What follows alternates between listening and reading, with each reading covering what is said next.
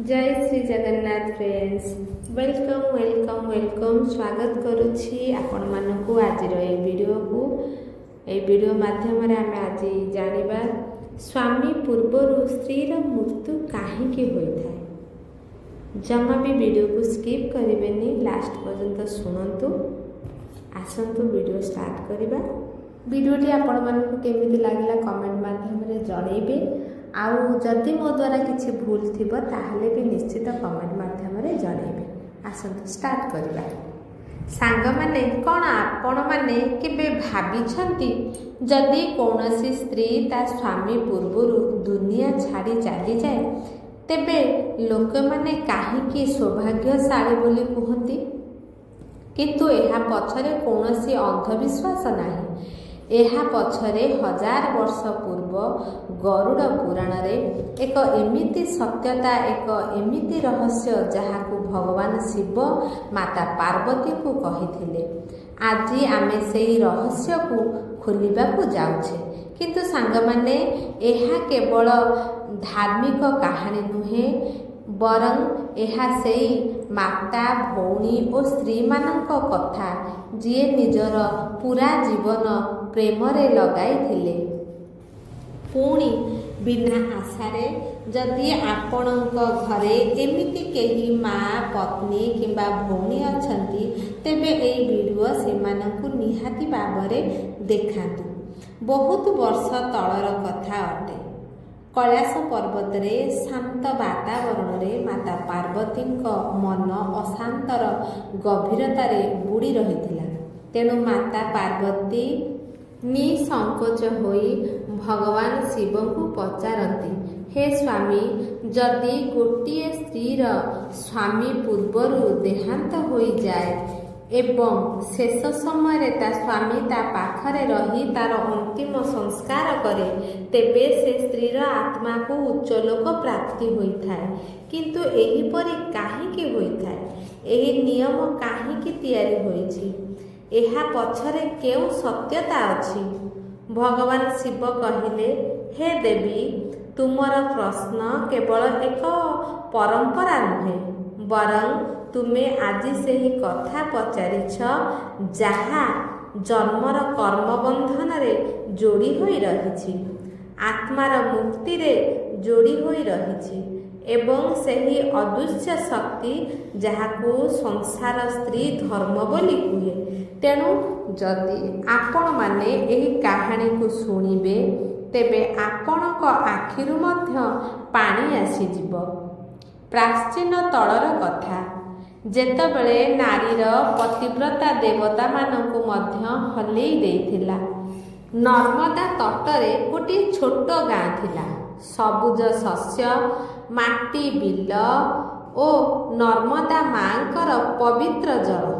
सेही गाँरे गोटिए स्त्री थिला जहार नाम सावित्री थिला, जहार मन सफा ओ हृदय रे करुण भाव। जेतबेले पूरा संसार शोइथाए सेतेबेले सावित्री नर्मदा नदी को स्नान पाई जाए। सेठारे दीप लगाई मुंडिया मारे, हे माँ, आज मो घर पाई जेतिकी जरूरी सेतिकी दे। बास घरे शांति और स्वामी सुस्थ रुहंतु। सावित्री बहुत गरीब थिला, किंतु काहा ठारू किछि मागे नाही। पतिव्रता गुणरे ताठारू केही तुलनीय नुहे। एही कारण पाई सबु लोक सावित्रीर प्रशंसा करते, किंतु सावित्री सेमानंकु हाथ जोड़ी कुहे, एहा मोर सौभाग्य जेतबेले कि तार जीवन पूरा कठिनता भितरे चली थाए, तथापि से केबे हेले भगवान को पाखरे कौनसी अभियोग करे नाही। जेउठी अभियोग न थाए भगवान सेठाकू निजे आसंती। तार जीवन रे से 4टी नियम पालन करुथिला। प्रथम, जे कौनसी परिस्थिति आसु सत्य कहिबा। द्वितीय, काहाकू कष्ट न देबा, निजकू जेते कष्ट हेउ। तृतीय, सबु अवस्था रे स्वामी का सम्मान बजाई रखिबा। ଚତୁର୍ଥ, ପ୍ରତିଦିନ ଭଗବାନଙ୍କୁ ସ୍ମରଣ କରିବା। ଯିଏ ତାକୁ ଜୀବନ ଦେଇଛି, ଏହି 4 ନିୟମକୁ ଆପଣାଇ ସେ ତା ଜୀବନରେ ବହୁତ ଶାନ୍ତିରେ ଥିଲା।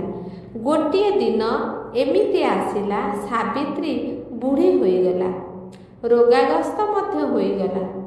ରୋଗଣା ହୋଇ ମଧ୍ୟ ସାବିତ୍ରୀ ଡରୁ ନଥିଲା, ବ୍ୟସ୍ତ ନଥିଲା। କେବଳ ତା ଚେହେରାରେ ଏକ ଅଦ୍ଭୁତ ଶାନ୍ତି ଥିଲା। ଧୀରେ ଧୀରେ ସାବିତ୍ରୀର ଶରୀରରୁ ସବୁ ଶକ୍ତି ଚାଲିଗଲା। ସାବିତ୍ରୀ ନିଜ ସ୍ୱାମୀଙ୍କ ହାତ ଧରି ଧୀର ସ୍ୱରରେ କହିଲା, ଶୁଣୁଛ, ମୋ ଶ୍ୱାସ କମିଗଲାଣି, କିନ୍ତୁ ତୁମେ ଚିନ୍ତା କର ନାହିଁ। ମୁଁ ତୁମ ସହିତ ଯେଉଁ ସମୟ ବିତାଇଛି ତାହା ହେଉଛି ମୋର ଅସଲି ରତ୍ନ। ବାସ୍, କେବଳ ତୁମେ ମୋତେ ମନେ ରଖି ଖୁସିରେ ରୁହ। ଯେତେବେଳେ ରାତ୍ରିର ତୃତୀୟ ପହର ଚାଲିଥାଏ, ସାବିତ୍ରୀ ଶେଷ ନିଶ୍ୱାସ ତ୍ୟାଗ କରି ଅନ୍ତିମ ନିଦ୍ରାରେ ଶୋଇଗଲା। ତା ସ୍ୱାମୀ ତା ପାଖରେ ବସି ତା ମୁହଁକୁ ଚାହିଁଥାଏ। ସେହି କ୍ଷଣି ଅଦୃଶ୍ୟ ପଥରେ ଗୋଟିଏ ଦ୍ୱାର ଖୋଲିଗଲା, ଯେଉଁ ଦ୍ୱାରକୁ ଗରୁଡ଼ ପୁରାଣରେ ସୁମଙ୍ଗୁଳି ଦ୍ୱାର କୁହାଯାଏ। ଯେଉଁ ଦ୍ୱାର କେବଳ ସେହି ପତିବ୍ରତା ସ୍ତ୍ରୀମାନଙ୍କ ପାଇଁ ଖୋଲିଥାଏ, ଯାହାର ଅନ୍ତିମ ଦର୍ଶନ ତାଙ୍କ ସ୍ୱାମୀ କରିଥାନ୍ତି। ସାଙ୍ଗମାନେ, ଆଗକୁ ଯାହା ହେବ ତାହା ଶବ୍ଦରେ ବର୍ଣ୍ଣନା କରିବା ଅସମ୍ଭବ। ସାବିତ୍ରୀ ଯେତେବେଳେ ଶରୀର ତ୍ୟାଗ କଲା, ସେ ଗୋଟିଏ ନୂଆ ରୂପ ପାଇଲା। ଏକ ସୂକ୍ଷ୍ମ, ହାଲକା, ଚମକଦାର, ଯେମିତି କେହି ସୁନା ଉପରେ ଚନ୍ଦ୍ରମାର ଉଜାଲା ବିଛେଇ ଦେଉଛି। ତା ଶରୀରରେ ଏବେ କୌଣସି ପୀଡ଼ା ନଥିଲା, ନା ଥକାନ, କମଜୋରି, ନା ଆଉ କିଛି। ସେ ଧୀରେ ଧୀରେ ଫୁଲ ପରି ଉପରକୁ ଉଠୁଥିଲା। ସେତେବେଳେ ଆକାଶରେ ଯମଦୂତ ପ୍ରକଟ ହେଲେ। ଉଚ୍ଚ ସ୍ୱର, ବିକଟାଳ ରୂପ, କଳା ରଙ୍ଗର ବସ୍ତ୍ର ପିନ୍ଧି। ଯେତେବେଳେ ସେମାନେ ସାବିତ୍ରୀକୁ ଦେଖିଲେ, ତୁରନ୍ତ ସେହି ସ୍ଥାନରେ ଠିଆ ହୋଇ ପଛକୁ ହଟିଗଲେ। କାହିଁକି? କାରଣ ଗରୁଡ଼ ପୁରାଣରେ ଏହି ନିୟମ ଅଛି, ପତିବ୍ରତା ସଧବା ସ୍ତ୍ରୀର ଆତ୍ମାକୁ ଯମଦୂତ ସ୍ପର୍ଶ କରିପାରିବେ ନାହିଁ।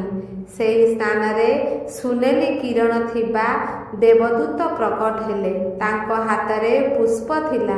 ସେମାନେ କହିଲେ, ସାବିତ୍ରୀ, ତୋର କର୍ମ ହିଁ ପୂର୍ବରୁ ତୋର ମାର୍ଗ ନିର୍ଦ୍ଧାରିତ କରିଥିଲା। ତୋତେ ସ୍ୱର୍ଗ ରାସ୍ତାରେ ନେଇଯିବାର ଆଦେଶ ମିଳିଛି ଏବଂ ଆମେମାନେ ମଧ୍ୟ ତୁମ ସହିତ ଅଛୁ। ଯାତ୍ରା ଆରମ୍ଭ ହେଲା।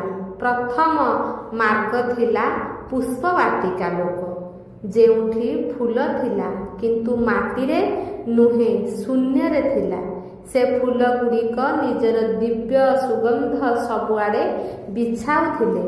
ରଙ୍ଗ ଥିଲା ଲାଲ, ନୀଳ, ସୁନେଲି ଏବଂ ଏମିତି ରଙ୍ଗ ଯାହାର ନାମ ଏ ଦୁନିଆରେ ଏପର୍ଯ୍ୟନ୍ତ ଦେଇନାହିଁ। ଯେମିତି ସାବିତ୍ରୀ ଆଗକୁ ବଢ଼ିଲା, ତା ପାଦ ତଳେ କମଳ ପୁଷ୍ପ ଆପେ ଆପେ ଫୁଟି ଚାଲିଲା। ସାଙ୍ଗମାନେ, ଥରେ ଭାବନ୍ତୁ, ଯେଉଁ ସାବିତ୍ରୀ ଦିନେ ଭୋକରେ ଶୋଉଥିଲା, ମହଙ୍ଗା ଶାଢ଼ୀ ପିନ୍ଧି ନଥିଲା, ବିଳାସପୂର୍ଣ୍ଣ ଜୀବନରେ ରହୁନଥିଲା, ଆଜି ସ୍ୱୟଂ ପ୍ରକୃତି ତା ପାଇଁ ପଦ୍ମଫୁଲ ସଜାଉଛି। ଏହା ହିଁ କର୍ମର ଫଳ। ଏହି ଲୋକରେ ସେମାନଙ୍କୁ ସ୍ଥାନ ମିଳିଥାଏ ଯେଉଁମାନଙ୍କ ଭିତରେ ପ୍ରେମ ଓ ପବିତ୍ରତା ଥାଏ। ନିଜ କର୍ମ ଅନୁସାରେ ସାବିତ୍ରୀଙ୍କୁ ଦେବଦୂତମାନେ ଆହୁରି ଆଗକୁ ନେଇଗଲେ। ଆଗରେ ଗୋଟିଏ ବିଶାଳ ଚମକିଲା ଭବନ ଥିଲା। ସେଠାରେ ଗୋଟିଏ ଦର୍ପଣ ଥିଲା, କିନ୍ତୁ ସେହି ଅସାଧାରଣ ଦର୍ପଣ ରୂପକୁ ଦେଖାଯାଉନଥିଲା। ସେହି ଦର୍ପଣ ଜୀବନ ଦେଖାଯାଉନଥିଲା। ଯେମିତି ସାବିତ୍ରୀ ସେହି ଦର୍ପଣ ସାମ୍ନାରେ ଠିଆ ହେଲା, ତାର ସମସ୍ତ କର୍ମମାନ ଦୃଶ୍ୟମାନ ହେଲା। ସେହି ଦର୍ପଣରେ ସେ ଦେଖାଯାଉନଥିଲା ଯେ ସେ କେତେ ପଇସା ରଖିଛି, କେତେ ରୋଜଗାର କରୁଛି, କେମିତି ଘର କରିଛି, କି କେମିତି ଗାଡ଼ିରେ ଯାଉଛି। ସେହି ଦର୍ପଣ ଦେଖାଉଥିଲା। ସେ ତା ଅନ୍ୟମାନଙ୍କର ଜୀବନରେ କେତେ କିରଣ ଦେଇଛି। ସେ ଛୋଟ ଛୋଟ କର୍ମର ପ୍ରକାଶ ଏତେ ଜୋରରେ ଥିଲା, ପୁରା କକ୍ଷ ସେଥିରେ ସ୍ନାନ କରୁଥିଲା। ଦେବଦୂତ କହିଲେ, ସାବିତ୍ରୀ, ମନୁଷ୍ୟର କର୍ମ ହିଁ ସବୁକିଛି ନିର୍ଦ୍ଧାରିତ କରିଥାଏ। ତୋର ଏହି କର୍ମ ହିଁ ତୋତେ ମୋକ୍ଷ ମାର୍ଗ ଆଡ଼କୁ ନେଇଯାଉଛି। ତୃତୀୟ ମାର୍ଗ ଆଡ଼କୁ ଯେତେବେଳେ ସାବିତ୍ରୀ ଗଲା, ସେ ଦେଖିଲା ତା ଚାରିପଟେ ଦିବ୍ୟ ସ୍ତ୍ରୀମାନେ ଠିଆ ହୋଇଛନ୍ତି। ତାଙ୍କ ଆଖିରେ କିରଣର ଭାବ ଥିଲା। ସେହି ଲୋକ ଥିଲା ସେହିମାନଙ୍କ ପାଇଁ ଯେଉଁମାନେ ବିବାହକୁ କେବଳ ଏକ ସାମାଜିକ ପ୍ରଥା ବୋଲି ନ ଭାବି ବରଂ ଆତ୍ମାର ସଂକଳ୍ପ ମାନିଥାନ୍ତି। ଯେଉଁ ସ୍ତ୍ରୀ ପ୍ରତିବ୍ରତା ଧର୍ମକୁ ପ୍ରେମ ଓ ପ୍ରତିବଦ୍ଧତା ସହ ପାଳନ କରିଥାଏ, ସେ କେବଳ ସଂସାରରେ ନୁହେଁ ବରଂ ପରଲୋକରେ ମଧ୍ୟ ସମ୍ମାନିତ ହୋଇଥାଏ। ତାପରେ ସାବିତ୍ରୀ ସାମନାରେ ଏକ ଉଜ୍ଜଳ ସୁନାର ଦ୍ୱାର ଥିଲା। ଦ୍ୱାରର ସାମ୍ନାରେ ଦେଖାଯାଉଥିଲା ଅଖଣ୍ଡ ସୌଭାଗ୍ୟ ଲୋକ। ସେହି ଦ୍ୱାର ନିଜେ ନିଜେ ଖୋଲିଗଲା। ଯେତେବେଳେ ସାବିତ୍ରୀ ତା ନିକଟକୁ ଆସିଲା, ସେଠାରେ କୌଣସି ଚାବି ଲାଗିନଥିଲା କି କେହି ଖୋଲିବା ପାଇଁ ଲୋକ ମଧ୍ୟ ନଥିଲେ। ସେଠାରେ ଏହି ନିୟମ ଅଛି, ଏହି ଦ୍ୱାର ସେହି ସ୍ତ୍ରୀ ଲୋକଙ୍କ ପାଇଁ ଖୋଲିଥାଏ ଯାହାର ଅନ୍ତିମ ଦର୍ଶନ ତାଙ୍କ ସ୍ୱାମୀ କରିଥାନ୍ତି। ଏହା ଥିଲା ଗରୁଡ଼ ପୁରାଣର ଶାଶ୍ୱତ ବିଧାନ। ସେହି ଦ୍ୱାର ଆହୁରି ସ୍ୱର୍ଣ୍ଣମୟୀ ଓ ଉଜ୍ଜଳ ଥିଲା। ଦୂରରୁ ବାଣୀ ଓ ଫୁଲର ସୁଗନ୍ଧ ଏପରି ଆସୁଥାଏ ଯେପରି ଆତ୍ମା ଭିତରୁ ହିଁ ଶାନ୍ତି ହେଉଥିଲା। ଦେବଦୂତ କହିଲେ, ସାବିତ୍ରୀ, ଏବେ ତୁ ସ୍ୱର୍ଗଦ୍ୱାରରେ। ତୋର ସମସ୍ତ ପାପ ଏଇଠାରେ ସମାପ୍ତ ହୋଇଯାଇଛି। ତୋର ସଞ୍ଚିତ ପୁଣ୍ୟ ଏବେ ତୋତେ ମିଳିବାକୁ ଯାଉଛି।